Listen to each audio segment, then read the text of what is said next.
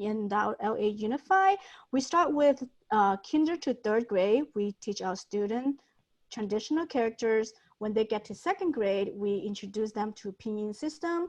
And when they get to fourth and beyond, they will be taught in simplified characters. Now, I don't know if you have heard of the word traditional characters, simplified characters, or pinyin from your child before.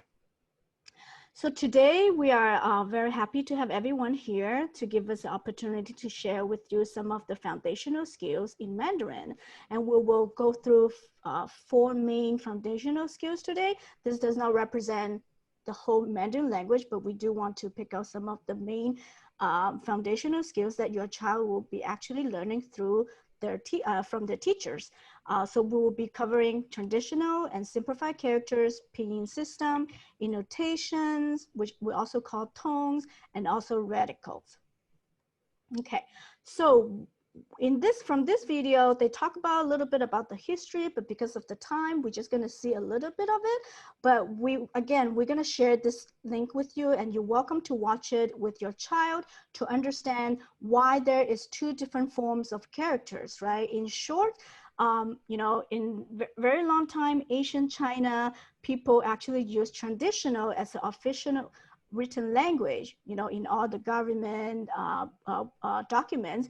However, as there, you know, as time revolved during the revolutions, the Chinese government decided that they want to simplify some of the characters to be more easy for everyone to learn, including some farmers. So they decided to take out some stroke from some characters to make it easier. So we're going to watch a little bit, and it will tell you how is it different. So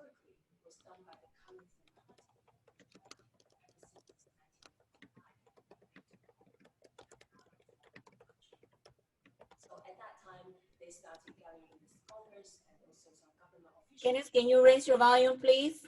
Oh, you know what? Let me fix something really quick, because when I share, maybe I didn't share the sound.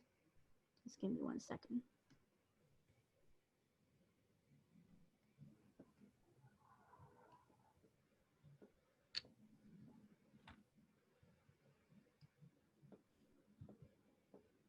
Let me try again.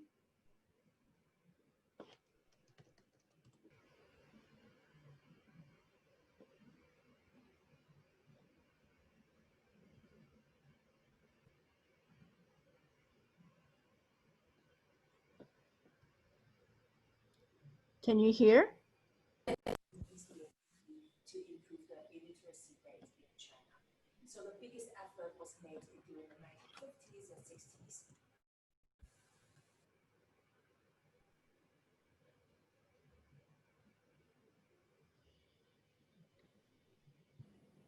Kenneth, we cannot hear the video.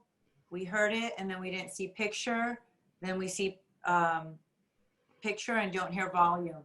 So why don't you just call out the key highlights? Okay. Team, please add the video to the chat and let's continue with the content so we cover everything. Okay. Yes, I apologize for the technology. It's just didn't expect that. Okay, so to be quick, that as you can see from this video on the right side, they both represent horse, but on the right side, as you can see, there are more stroke compared to the, I'm sorry, to the left side is the traditional, which contains more stroke orders, versus the right side, they simplified it to, you know, it's probably going to be 1, 2, 3 stroke orders instead of 1, 2, 3, 4, 5, 6, 7, 8, 9, 10. But they actually represent the same thing, and it means the same thing. Okay, so a lot of people ask me, you know, when I was a teacher, they asked me how many Chinese characters are there in the Chinese language. So I want to do a little fun activity with everyone. If you can, through the chat box, can you type in how many do you think there are in the Chinese language?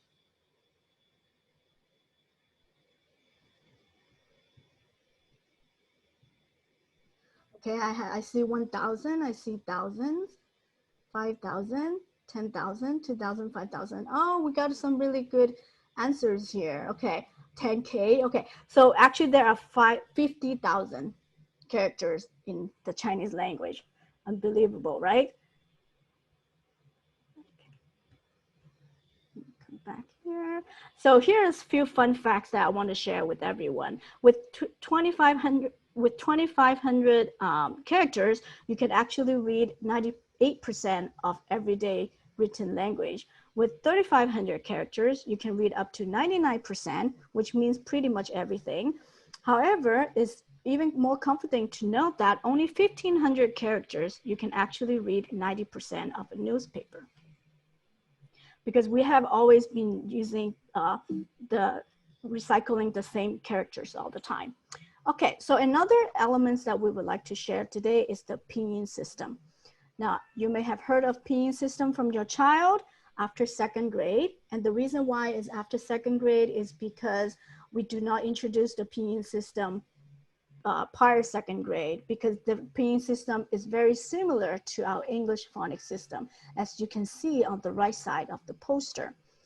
By just looking at it, you know there are 26 alphabet. However, they sound very different than our English phonics system. The pinyin system is also a system of symbols of the phonetic notation of all Chinese characters. It contains 3 parts. It has initial, final, and tones. Okay. So what are the ways that you can actually practice with your child at home is to learn pinyin through songs.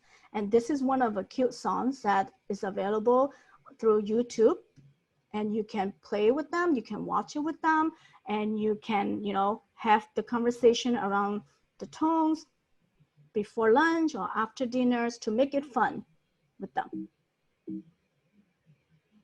So here are a few more resources that you can also, you know, watch it with your child at home. And again, these resources will be on the document that we'll share with you later. So in addition to pinyin, knowing the pinyin is not enough, because pinyin, you just blend the alphabet together, but how do you make the sound of it? Because in Chinese, it's very unique that if you pronounce the characters differently, or if your sound is off a little bit, is actually can mean something else, okay? So in Mandarin, there are 5 tones in our language. Now, if you just look at the sentence down there, if I just say it out, it sounds like mama, chima, maman, mama, mama, but it doesn't really have any meanings to it. But now if I add the symbols, if I add the tone on top of those syllables, as you can see, it actually have a meaning to it. Okay, so this is actually sound mama, chima, maman, mama, ma. It sounds very similar, right? But it actually means different things. In this sentence, it's actually a tongue twister that we do it with our students. It actually means that mom is riding the horse. When the horse goes slow, moms get mad at the horse, right? So I would like to go through the tone with you. So the first tone we have is ma. It's very flat, ma. And the second tone is ma. Ma is going up. The third tone is go down and go up again, is ma. And the fourth one is ma, let's go down, right? And the last one is ma, is very light. So even with one word ma, it could become so many sounds. So it's always fun to do the tongue twisting with, you know, with our students, with your kid at home, so that they can actually hear and say the sound by doing the game. Now here's an example that I want to show you how important it is to have a correct tone. On the left side is eyes, and on the right side is glasses.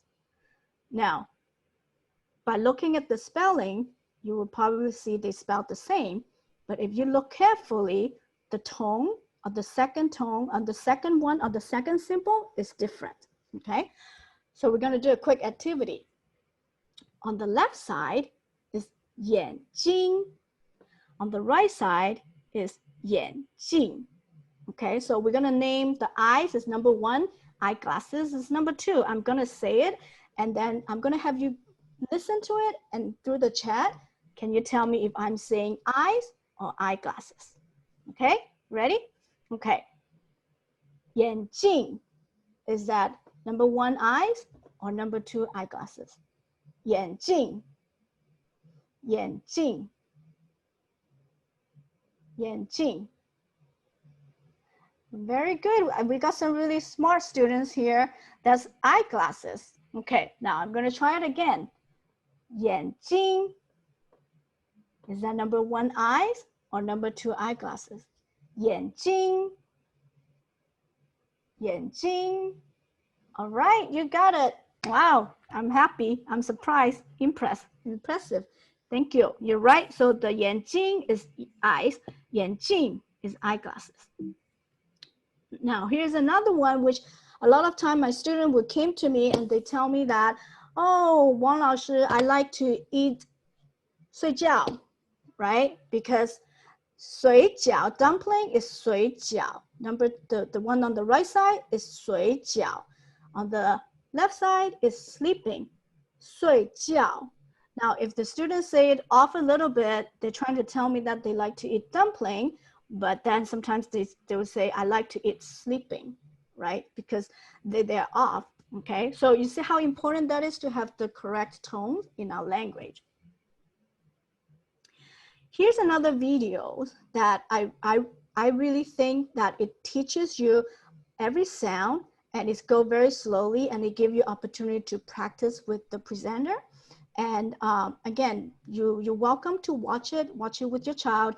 It goes through every single one very slowly. It's about 5 to 6 minutes of this full video. But after you watch these videos, you have a better understanding of how to apply the tone in the Chinese language.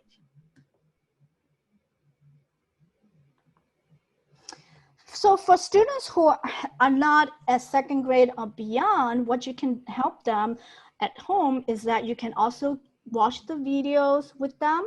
And I also found this, resources on YouTube that they actually shows the characters with the pinyin, also the picture as well as the English. So you can have a little conversation with your child, supporting their reviewing what they have learned at school, right? You can ask them, okay, so what does it mean? Can you tell me stomach in Chinese, right? 肚子. So they can actually see that in the picture, follow along with the video.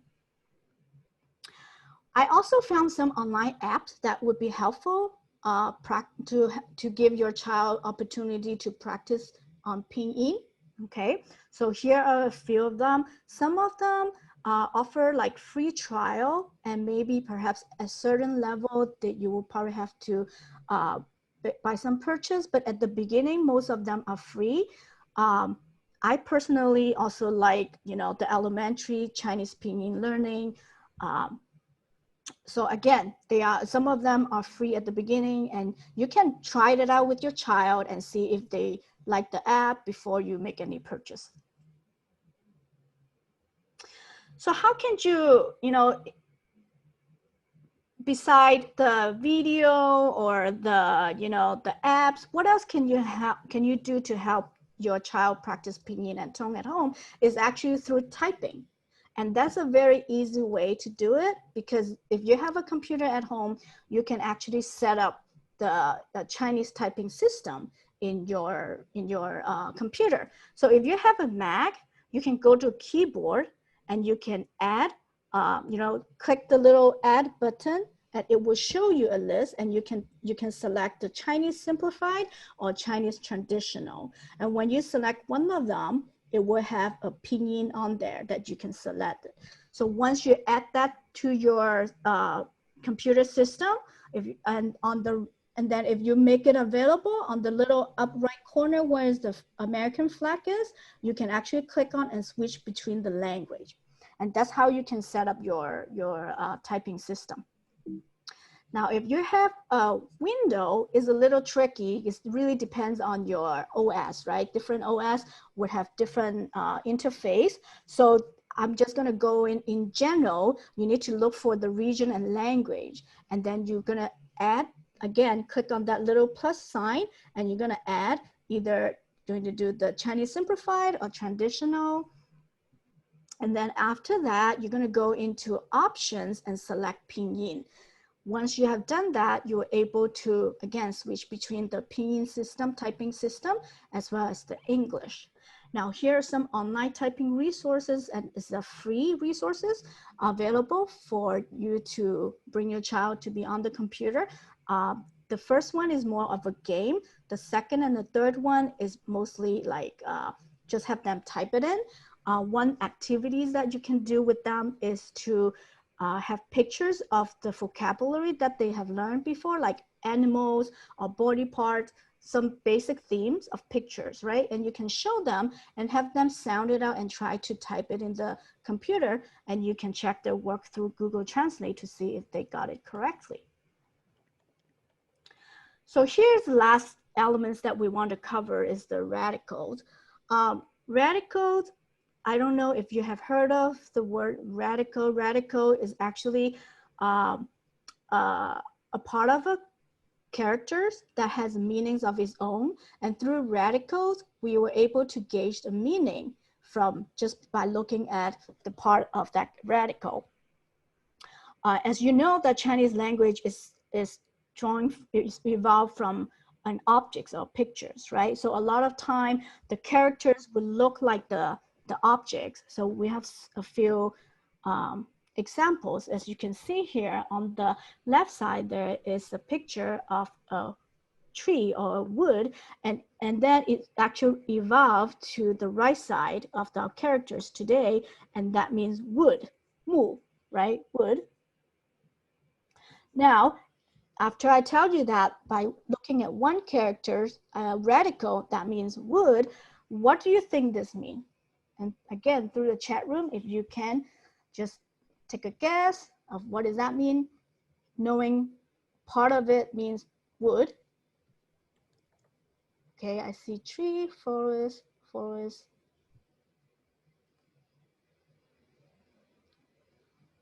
Anyone else? Jungle. Okay, very good. Yes. So knowing that one radical means wood, having it so many, as you can see, there's like 3 over here and 2 over here, it actually becomes forest, 森林. Okay. So when we teach our students radical, we usually start with watching a short and fun videos that talks about how the radicals evolve from a pictures. As you can see on this, on the lower right hand corner, there's a little pictures that start with the field, right? A field with glasses, and then how it became the actual characters of the word field is also part of the radical. So I also piled together a few YouTube videos that is, I personally really like it. It's really cute. It's really short. We usually start with year, small, field, hand, ships. Those are the radicals that your child has been learning since kindergarten. Every year, the teacher will actually introduce more and more radicals to them. So you can actually have, watch the videos with them once a day, or once every week to reinforce what they have learned in class. Or if you feel your child has been picking up those radicals really fast, you can actually do more with them to expose them and get them ready to learn more. Once you go on the YouTube video with one link, you actually see a whole series of this radical stories. Okay, and again, here are a few apps that are available that would focus on radical. And another way that we use radical is through dictionaries, because by looking at the characters, identifying the radicals, we're able to use the dictionary to search the word and the meaning. So in addition to all those mentor resources, our Med office has also created a family resource for everyone.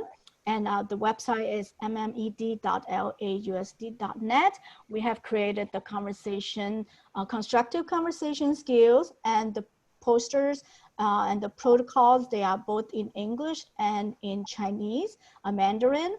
It's important that we provide the opportunity for our students, our children, to build that bridge from English to Mandarin. I understand that sometimes you feel you may not able to have a full conversation with them in Mandarin, but if you do it in English, because they are actually learning through this conversation skill at school as well in Mandarin, they're able to make that connections. They're able to have that skills transfer over into a different language. So it will be very helpful for you to reinforce these skills at home.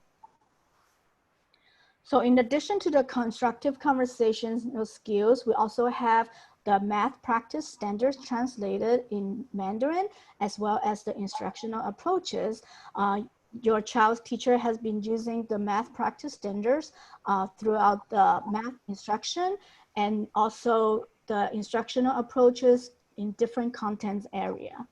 And again, if you can reinforce them at home, making that, closing that bridge, making that connections, it would be very supportive and helpful in your child's learning Mandarin. Another website that I want to be more specific introduce is called the yellowbridge.com. This website provides a lot of fun resources. They have games, they have flashcards, they have dictionaries, they have strokes order. It's very easy to use. It's very helpful if you're supporting your child learning Mandarin. Put this website up, have it bookmark it. I always love sharing this website with my parents. So here is a sample of what you're gonna get from Ms. Lopez, that we put together a document with all the resources that we share today, as well as some extra one. And they are by different category. These YouTubes are actually really great. They cover like simple conversations. They cover some everyday vocabularies for beginners. So you can learn it with your child. You can watch it with them. Pinyin, okay, songs that learn about pinyin, tones that learns about pinyin, also the difference between traditionals and simplified characters, poetry, right? When they get to upper grade, they're gonna learn poetry, and there are 3 classic Chinese poetry that they cover and they explain the meaning. Also radicals, there's different series of radicals, readings and writing website as well. Also at the end of the document, you're gonna see some apps that suggested app, again, in different category, like all of these apps are focused on reading and listening. These apps focus on writing. Here are the pinyin and tones, and also some Mandarin songs.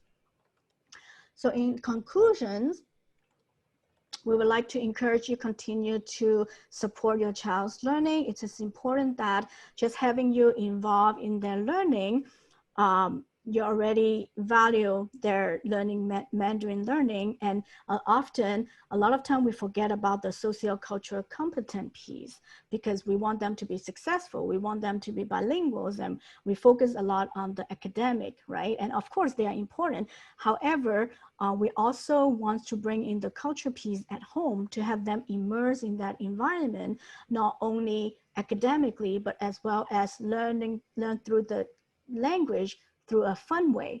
For example, you can celebrate different Chinese festivals with them, like Dragon Ball, Chinese New Year's, or you can learn how to use the chopsticks with them together, right? You can learn how to play Chinese chess together. You can cook Chinese food together. So we encourage families to bring in the culture piece with them, so that they feel that the learning comes in natural and connect to their real life. And that's really help to your child's learning, okay? So last but not least, we would like you to leave you with our contact. If you have any questions, you're welcome to reach out to us anytime. Thank you. Thank you so much, Kenneth, and everybody from MED for supporting our parents. Parents, do you have any questions for Ms. Wong? You can write them in the chat, or we can also monitor the participants list, or if you just want to raise your hand, we'll quickly kind of scroll through. You can unmute yourselves and just ask a question.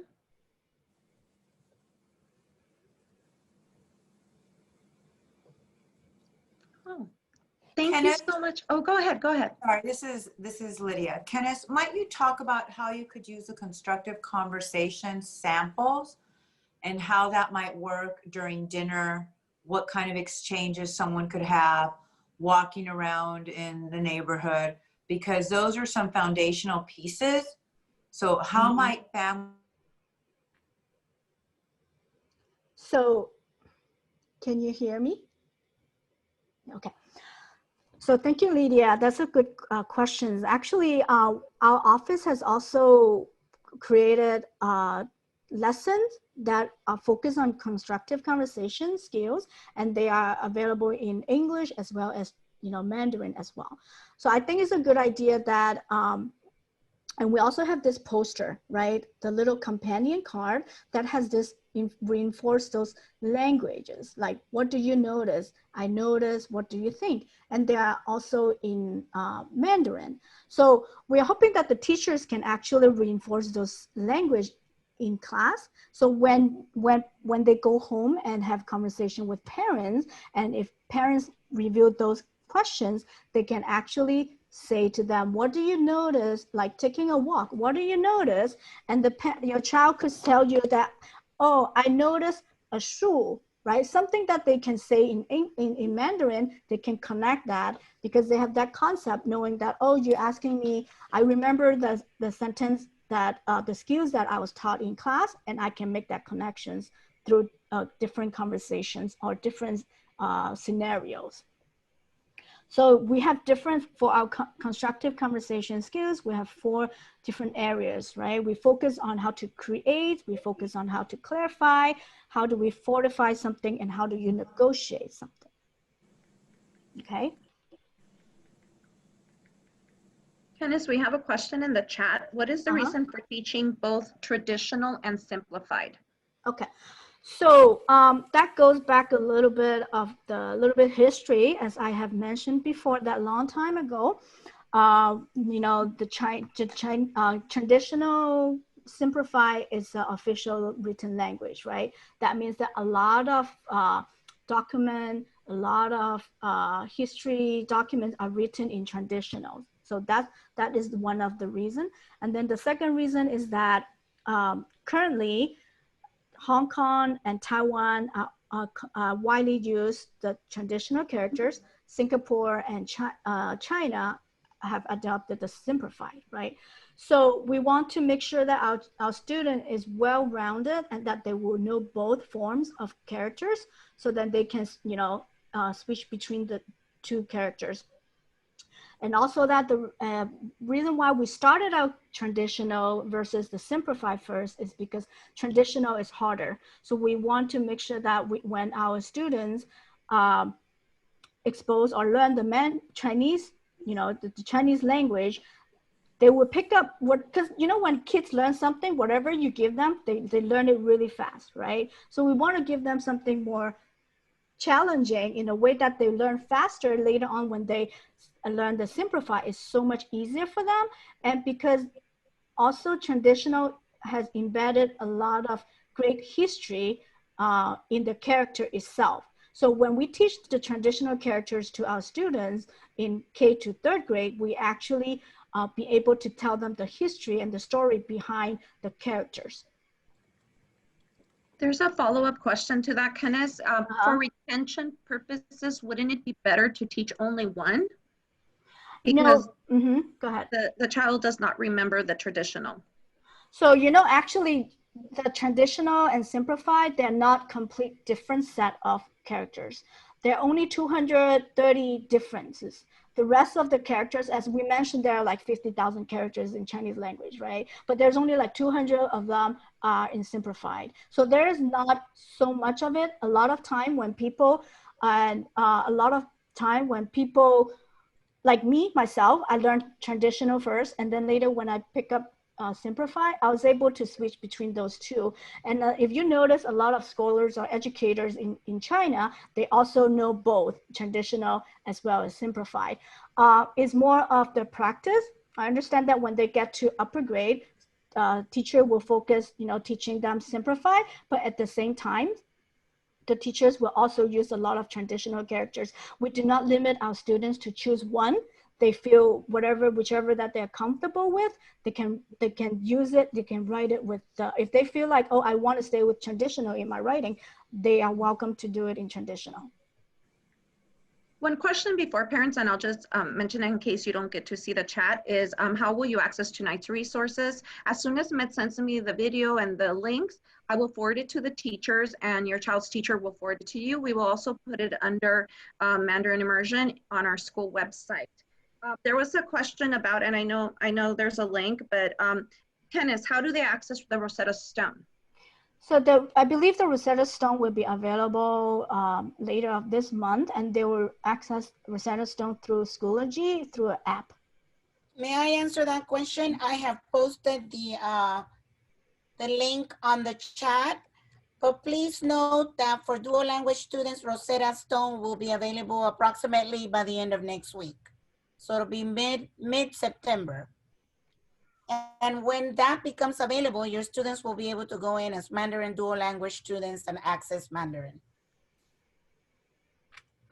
This question is for our teachers. So any of our teachers that are here tonight, please feel free to unmute yourselves. Are there any additional recommendations for non-native families, common themes that you may have observed over the years?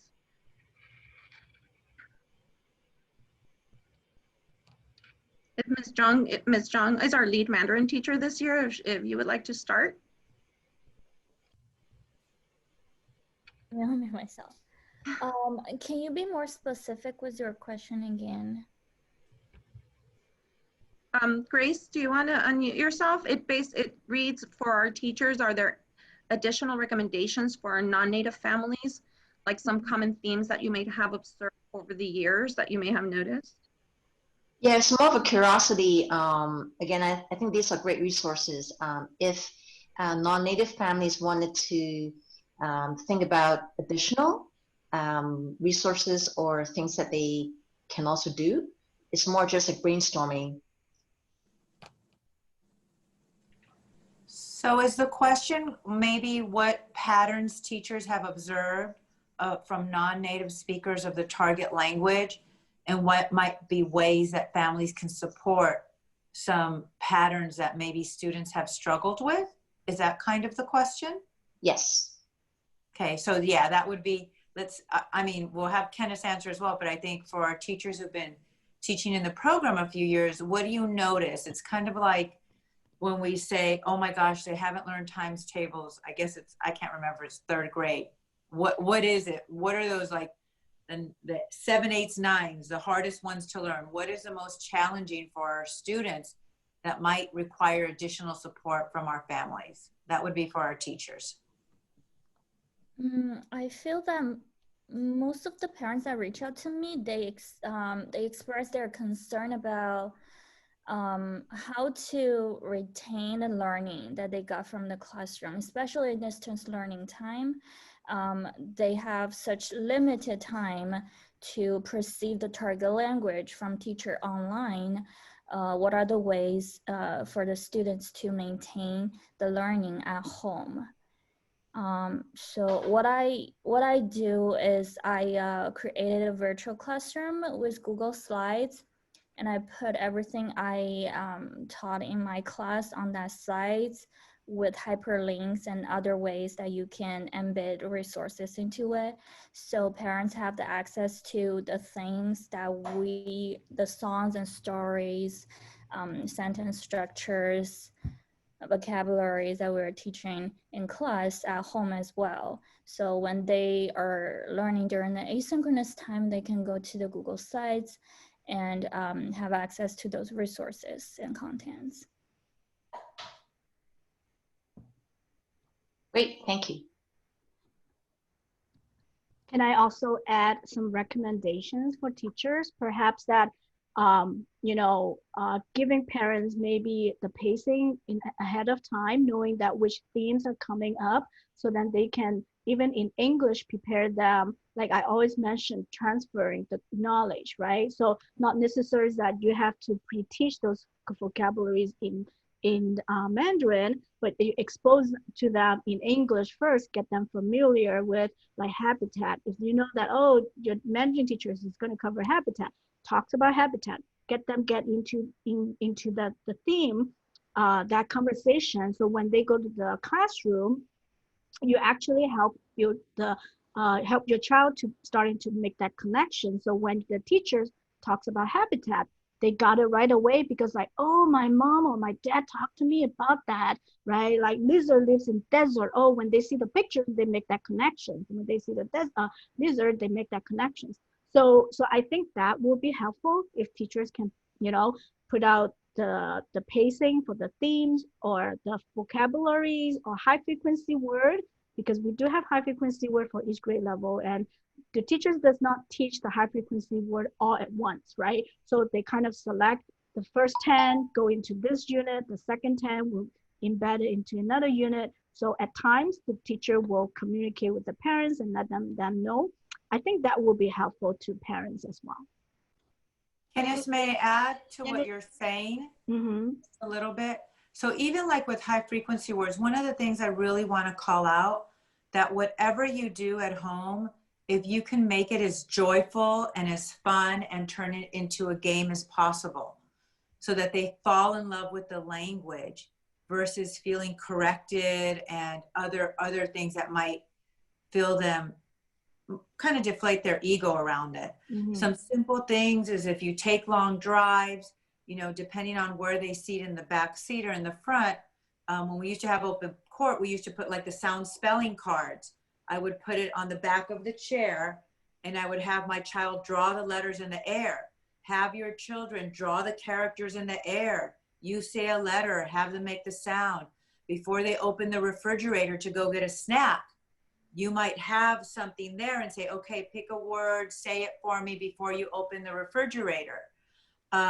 There's all these little kind of cute, fun things that you can do to get them excited about it. And if they see you kind of fumbling as well, let them correct you too.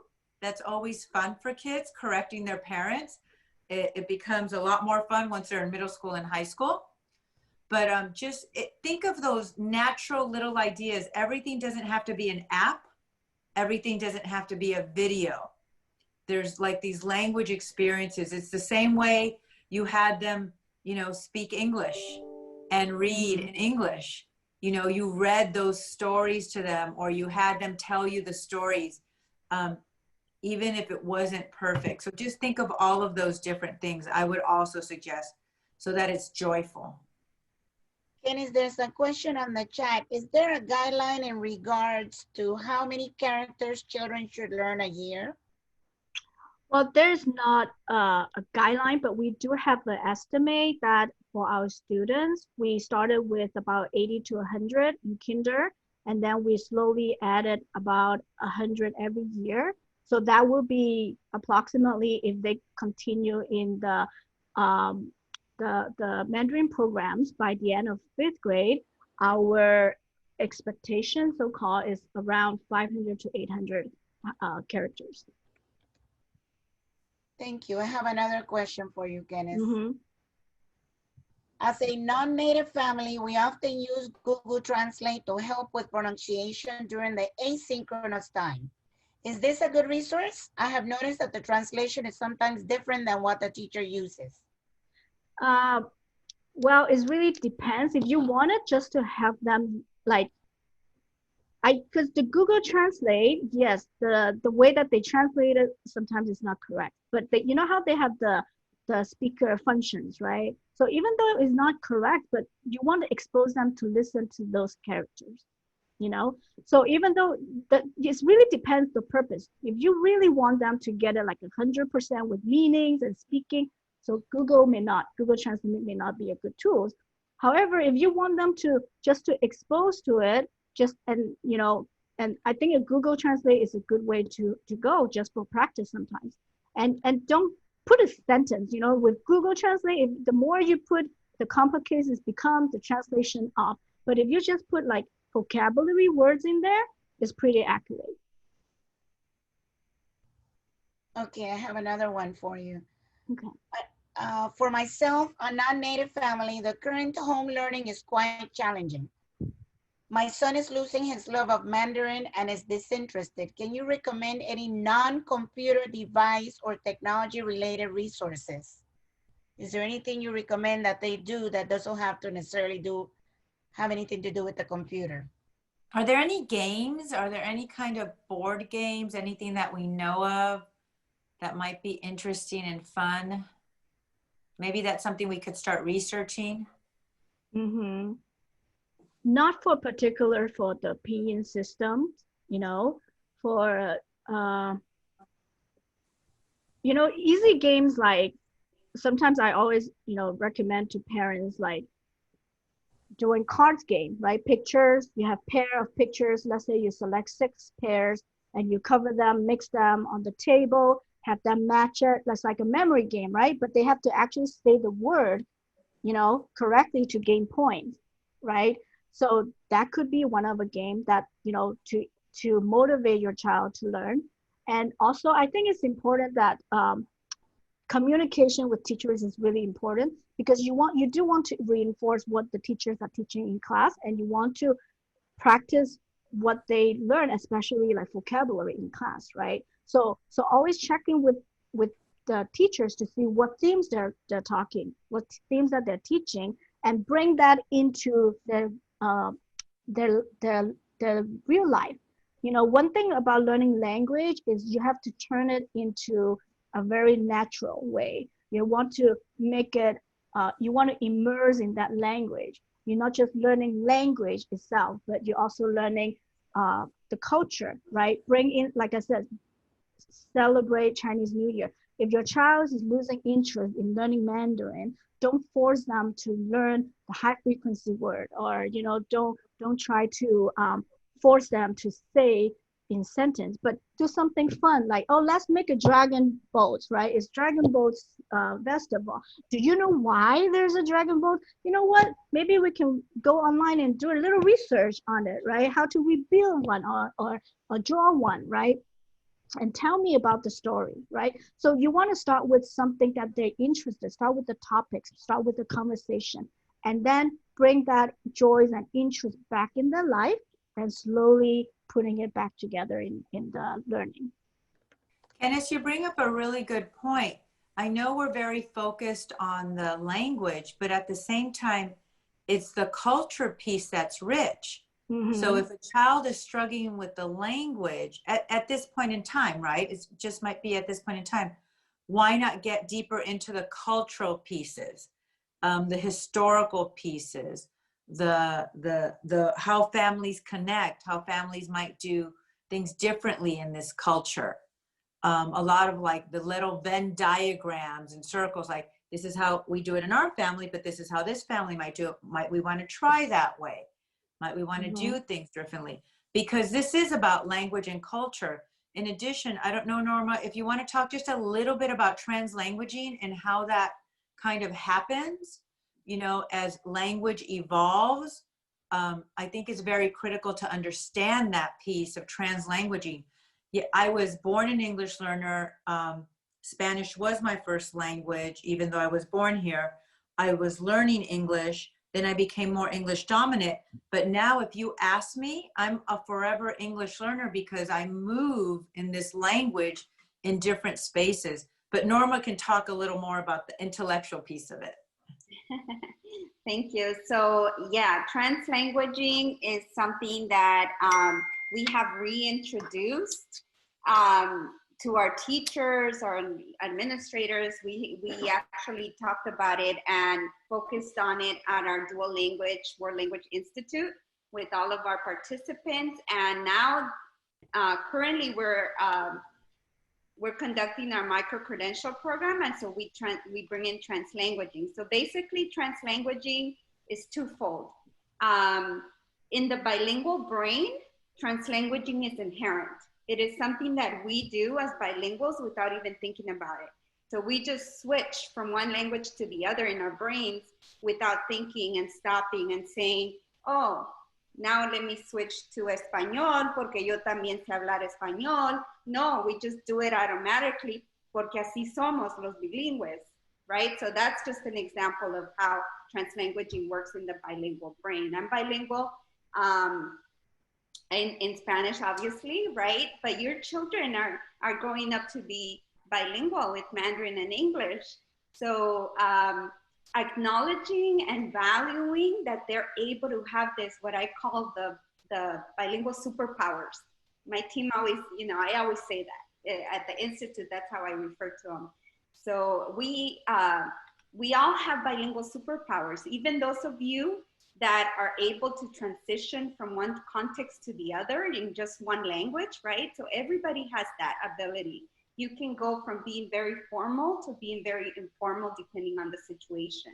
So that could also be a form of translanguaging in the brain. You don't think about it, you just do it automatically. So that's something inherent in the bilingual brain that we need to nurture and we need to value and we need to allow for our students to show that they can do that, right? So especially when they're learning the other language and one is stronger than the other, well, can we use your stronger language to help us learn the other one? Show me how you do that. And maybe there's a different word.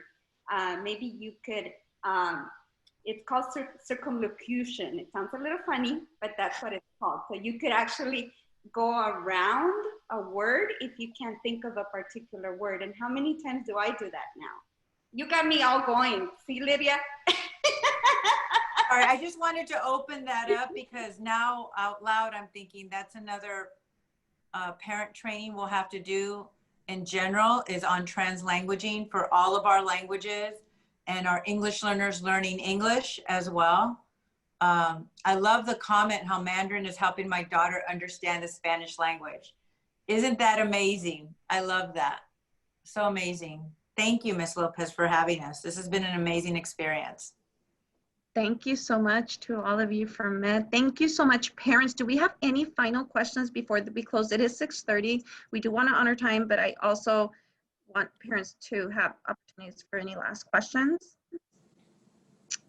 Thank you so much, teachers, for being here tonight. As I said, we will be sending you the information. Thank you so much to our lead parents who advocate for all our parents here for our Mandarin Immersion program, and Local District West for joining us tonight. And of course, Med, thank you so much for being willing to support our parents. Thank you, everyone. Thank you for having us. Have a great evening, everybody. Thank you, everyone. Thank you.